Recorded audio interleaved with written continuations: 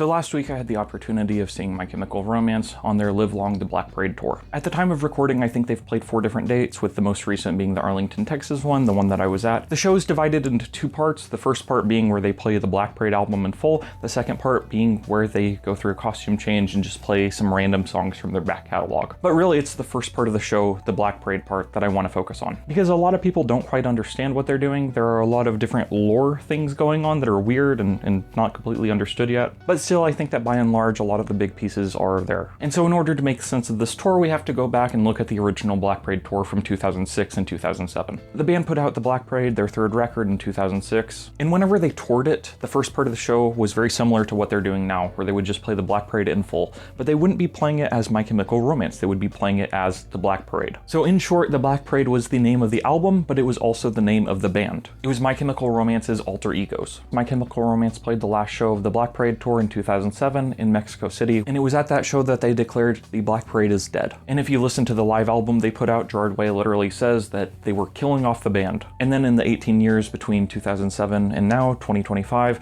random stuff happened. But anyways, long story short, they brought back the Black Parade. My Chemical Romance are once again performing as the Black Parade. And basically the name of the tour comes from the saying, "The king is dead, long live the king. The Black Parade is dead, so long live the Black Parade." But there are a lot of really weird and interesting things that they are doing with this Live Long the Black Parade tour that they did not touch on whatsoever back in 2007. For starters, within the story of the Black Parade section of the show, the Black Parade, the band, My Chemical Romance's alter egos, are putting on the show for his grand immortal dictator, who is the ruler of the country of Drag. Drag, as it says on one of their shirts, is a place that exists. But really, from what I can tell, Drag is a fictional country that seems to take a lot of inspiration from Russia and from the Soviet Union as a whole. They have their own national anthem, and the Black Parade seems to be the national band who is there to perform for his grand immortal dictator whenever the grand immortal dictator travels. If I had to sum up in one sentence what exactly I think My Chemical Romance is trying to accomplish with this show, I think that they are trying to show off the direct link between entertainment and fascism.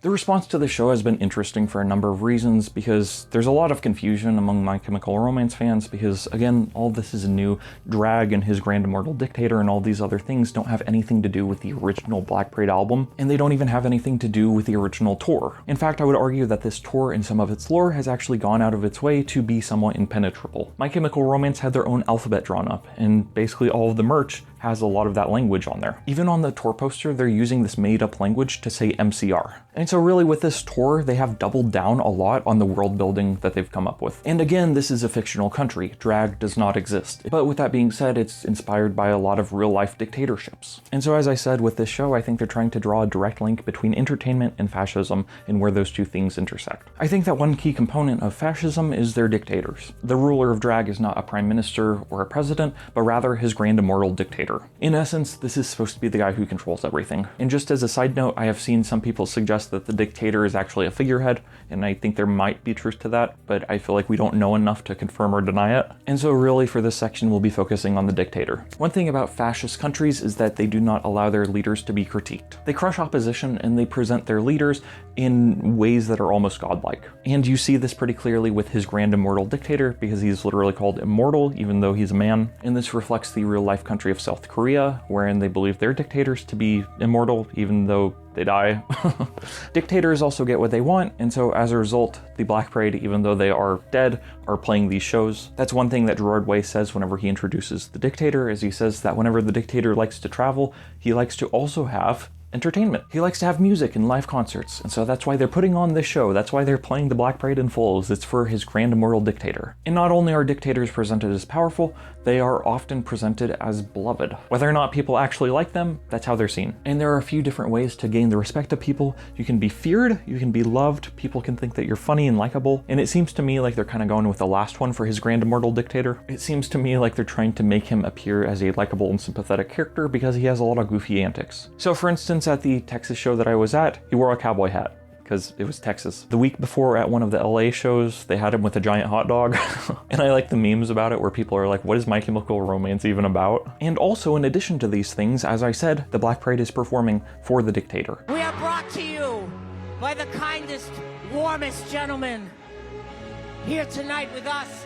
Please, a round of applause for the grand immortal dictator. And so that gives you yet another reason to like him, because if not for him, the band would not be performing and you would not be witnessing this awesome show. Now, all these things are entertaining, and as I said, I feel like this band is trying to draw a direct link between entertainment and fascism. So that's the entertainment. Now let's look at the fascist part. I think one key component of dictatorships is that they do horrible things, but they somehow get the people to like it. Nazi Germany would not have been able to exist if the people didn't go along with it. Because as is the case in literally every instance of a dictatorship happening, it just starts out with one person. You don't wake up one day and then Hitler is in charge and he's fighting all the countries in the world. Rather, it's a gradual process, and more than that, people have to go along with it. Whenever you had guys like Hitler or Stalin or Mao who came to power, it wasn't just an instant wherein the country was great and wonderful and then all of a sudden these horrible men took power. No, rather they had to get the people on their side first. And so as I said, there are these different reasons to like his grand immortal dictator, but it's pretty early on in the set. It's like 4 songs in whenever you see the execution, which is really kind of the first very bad thing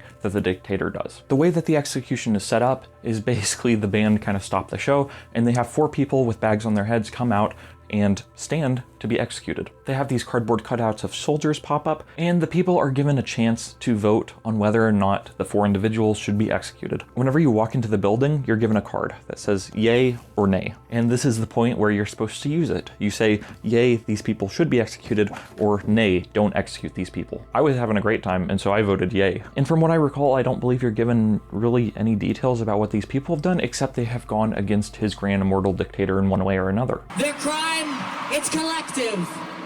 To question the vitality of his grand immortal dictator.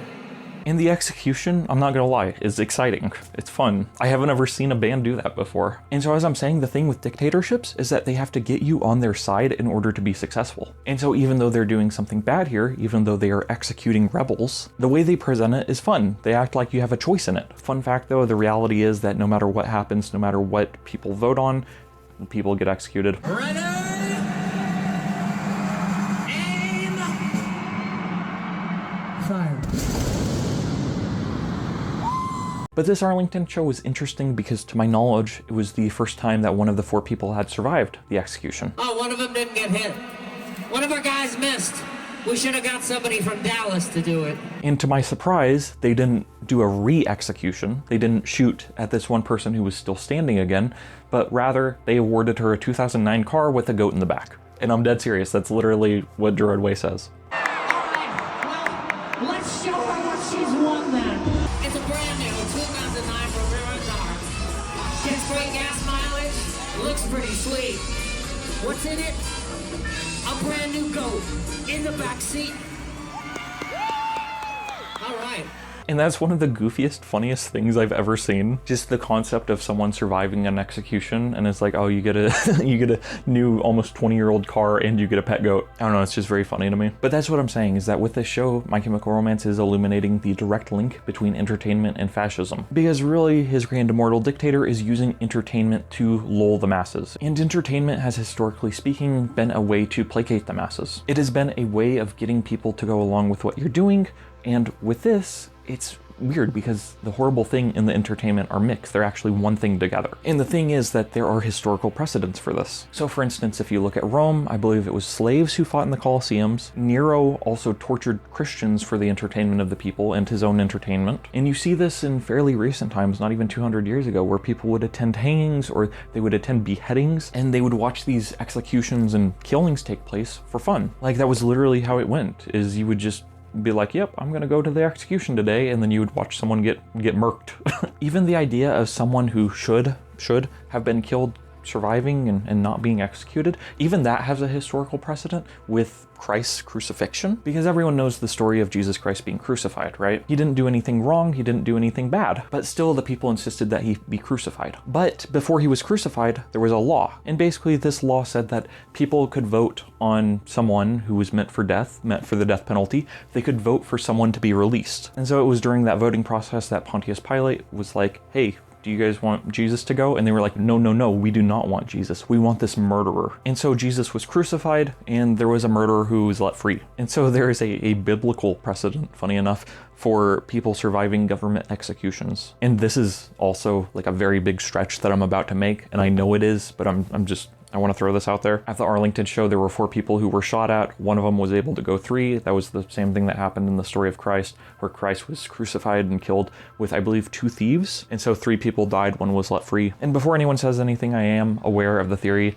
that the 4 people are meant to represent the Killjoys from the Danger Days album, but I just wanted to throw that out there. You also see this during the show, that towards the end of the Black Parade album, towards the end of them playing that, you see a missile be launched. Basically, my understanding of this idea is that while the band is playing a show, Drag the Country is actively going to war with other countries and launching nukes. And just this morning, the band put up a video where it's presented as a game show, basically, and the game show is what country is going to be nuked next. Who will be the next lucky country to win the grand prize of 1 nuclear winter?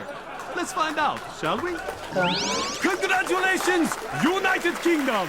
And so again, the band is drawing a link between entertainment and death. You also see this with the feature of a clown towards the end of the Black Parade set. A clown character comes out and assassinates Gerard Way, and then he takes off his jacket to reveal a C4 vest and he blows himself up. And so right there, the fact that it's a clown doing it, you can pretty clearly see a link between entertainment and war or death. And perhaps the most obvious connection between death and entertainment, or fascism and entertainment, or however you want to call it, is that the Black Parade were killed off, right, in 2007. But now they have come back in the year 2025, and so it's theorized that the band are actually playing zombified versions of themselves. And on top of that, towards the end of the Black Parade set, these men come out putting masks and bags over the faces of all the band members, minus Gerard Way, who dies, but they put black bags over everyone's heads and take them away. And I feel like that is there to remind you that no matter how much you're enjoying the show, his grand immortal dictator can still stop it at any moment.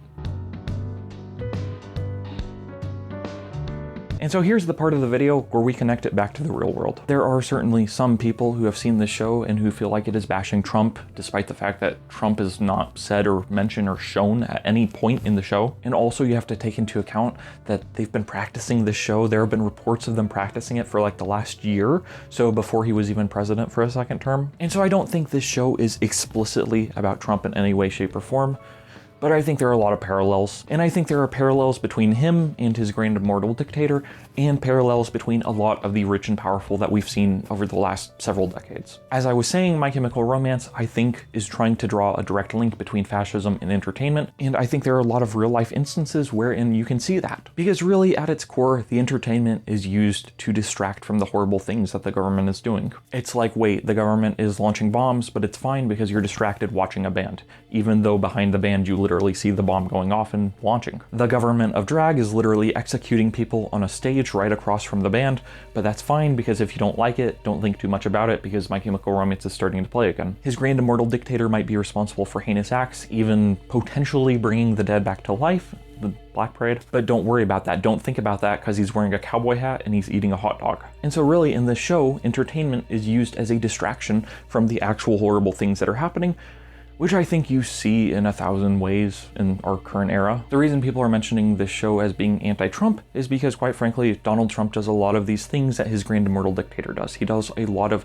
entertaining things, like literally things that are entertaining to distract you from a lot of the horrible things he's doing. There are a lot of things that Donald Trump has done over the years to try to make himself seem likable. Some of the specific instances I'm thinking of are him appearing on WWE, him appearing on Jimmy Fallon's show, and Jimmy Fallon being allowed to ruffle Donald Trump's hair. The official White House Twitter account posts pictures of the Superman poster with Donald Trump's face on there. Same goes for pictures of him in Star Wars. And that was an AI generated image wherein he holds an evil red lightsaber, which is apt. Donald Trump was also posting pictures of himself as the Pope right after Pope Francis died. There are all these silly, funny jokes and these things that he says, and legitimately, no matter what you say about him, he is entertaining. He knows how to work a crowd and he knows how to get people riled up. And all these various things are meant to distract from all the horrible things he's done. He's undeniably a felon. He's a liar. He's been impeached multiple times and he's trying to hide it, by the way, at the Smithsonian. Alligator Alcatraz is a thing. He's giving it a funny and silly name, but that's really to distract from how horrible it is and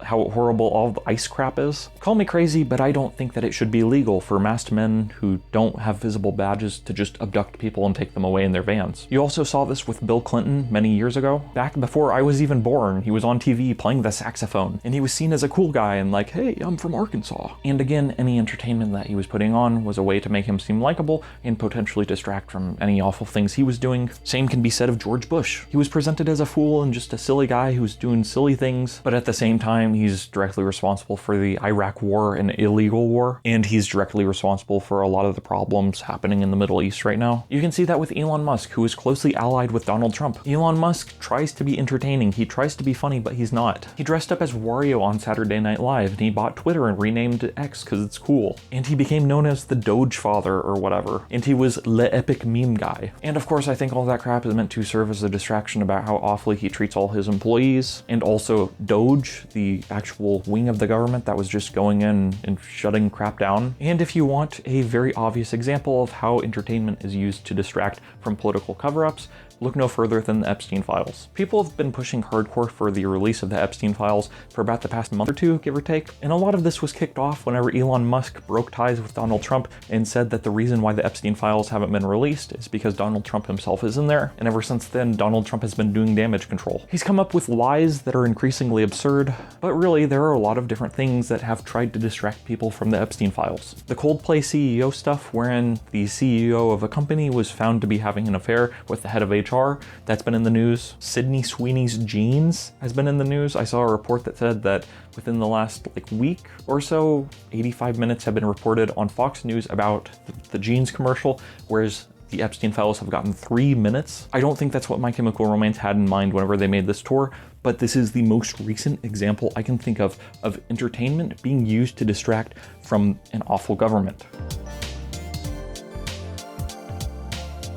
I think there are a lot of reasons why My Chemical Romance put on the show. Number one, it's just fun. This was literally the best concert I have ever been to. I think it's also an interesting way of re-engaging with old material while still making it seem fresh. But also, I don't think they would go through all this work. I don't think that they would build up this story, build up these characters, build these costumes and these sets and these outfits and this brand new alphabet. I don't think that they would go through all this work unless they had a reason for it. And I seriously think that the reason why is I think they are trying to illuminate the link between entertainment and fun and silliness, and also horrible things and fascism and all that. These are the ideas that I think connect the show. And so again, to reiterate, I don't think this show is about Donald Trump. I don't think it's about Clinton or Biden. I don't think it's about George Bush. I don't even think it's about Hitler or Stalin or Mao, but rather I think that this show is about a corrupt government and a dictator and a band that is potentially risen from the dead. And if you see your own government reflected in this evil government, then that's a sign. That's a sign. And so as I said earlier, I think the band have only played 4 shows at this point in time. By the time this video comes out, there will have been a 5th show played,